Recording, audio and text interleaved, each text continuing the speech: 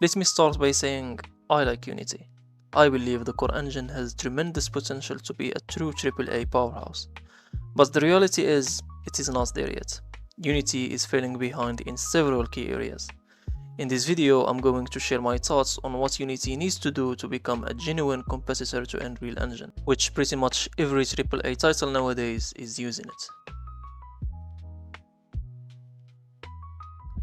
First, and in my opinion, this is one of the most important points, Unity needs to make a game. Epic has a massive advantage because they use their own engine to build one of the biggest games in the world, Fortnite. Now, Fortnite might not be the traditional prestige AAA title, but developing it forces them to understand the real-world challenges of game development. It shows them what works, what breaks, and what needs to be streamlined. Unity was already on this path with their game Gaia, but they cancelled it. Which brings me directly to my second point. They need to stop cancelling things. This has become a curse for Unity at this point. I could spend all day listing the features and projects that were announced with hype, only to be abandoned later.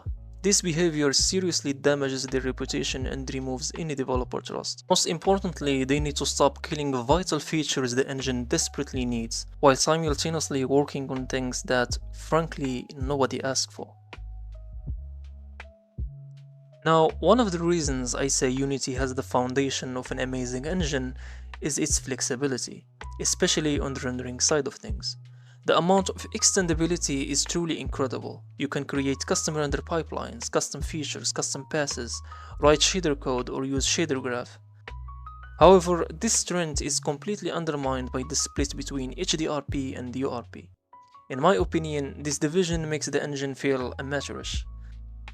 The solution, again, in my opinion, is to have one unified rendering pipeline that is scalable and customizable for different platforms and hardware.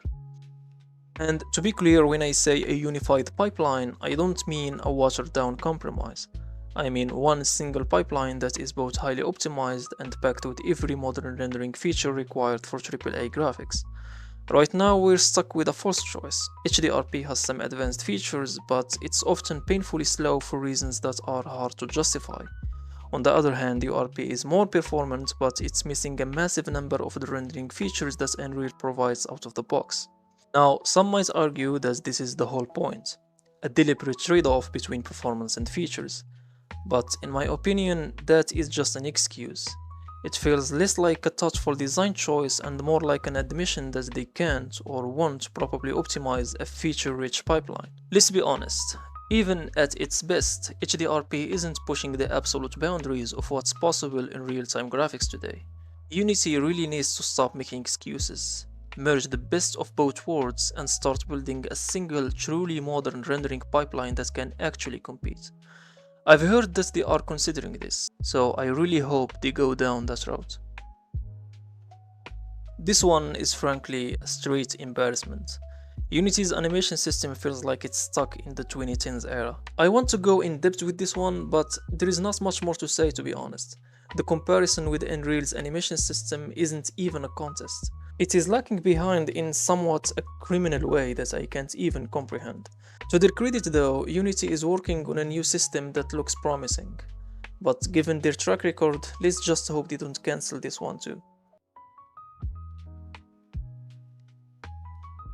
Let's move on to world building, another area where Unity needs to make a generational leap.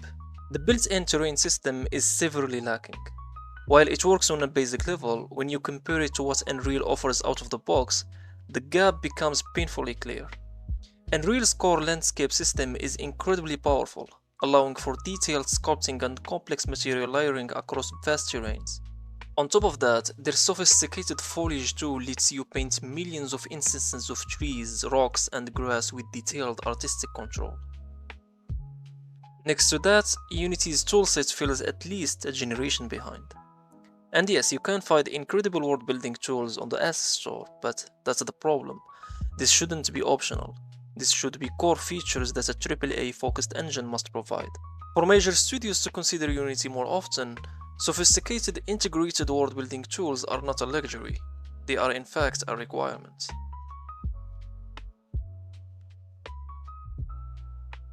Of all things in this video, this might be the most unlikely to ever happen. but it needs to be said. Unity should make its engine source code publicly available. I know what you are thinking, 99% of users will never touch the source code. And that's true, but isn't about the average user. It's about credibility and that AAA confidence that Unity currently lacks. Major studios rely on source code access. It allows them to understand the engine on a fundamental level, optimize it for their specific hardware, edit the engine to fix critical bugs themselves, and add custom features without being at the mercy of Unity's development schedule. In my opinion, it makes a world of difference. And yes, you can request read-only access to the source code if you are on the enterprise plan. But that's completely different from Unreal's model, for example, where you can literally go right now to GitHub and download the full modifiable source code, and build your game on a custom version of the engine. Again, maybe this is not a big of a deal for an average user, but for big studios, that key is everything. Finally, let's talk about the business model. This might feel like a personal preference, and maybe it is, but I think it speaks to a fundamental difference in philosophy between the two companies. After all the chaos and trauma of the runtime fee announcement, Unity had a brief moment where they considered a royalty model, something I was actually excited about. But they ultimately doubled down on their seat-based subscriptions, and I believe this model is a significant disadvantage. The reason I dislike it is its unpredictability. For a solo developer, a fixed seat price can often be a better deal than a royalty, but the moment your team starts to grow, the math starts to work against you.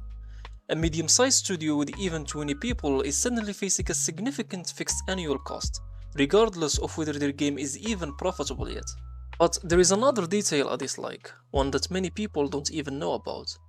That 200k revenue threshold for the free personal plan, it doesn't just apply to your game's revenue, it applies to the total gross revenue of your entire legal entity. If your company also sells popcorn and you make 200k from that, it is technically a violation of their terms to use the free version of Unity. The source of your legal entity's income doesn't matter. This is where Unreal's model just feels so much better. It is a simple, consistent 5% royalty. It only kicks in after your game makes the first $1 million. And most importantly, it is a per project royalty. Your popcorn business has nothing to do with it. I have my doubts that Unity will ever make this switch. Their business mindset seems entirely different from Epic's. But for developers looking for predictability and a model that scales fairly with their success, it's another major reason why Unreal often feels like the more professional AAA ready choice. I could go on listing more features and tools that Unity could add, but at the end of the day, all of those issues, the cancelled projects, the fragmented rendering pipelines, the outdated tools, they all point back to one single overarching problem. The most important change Unity needs to make isn't in the code, it is in the management mindset. They need to stop chasing trends and start focusing on the one most valuable product they have, the engine itself. And I'm saying this because I truly mean it. Unity has the foundation, the flexibility, and the community to not just compete with Unreal in the AAA space, but in many cases to win. And of course, this will not be an overnight success story. Turning this ship around will take years of dedicated, focused work. But I am confident that if they just commit to the things I have mentioned in this video, it would be a huge leap in the right direction. So yeah, that would be it. Thanks for watching, and I see you in the next one.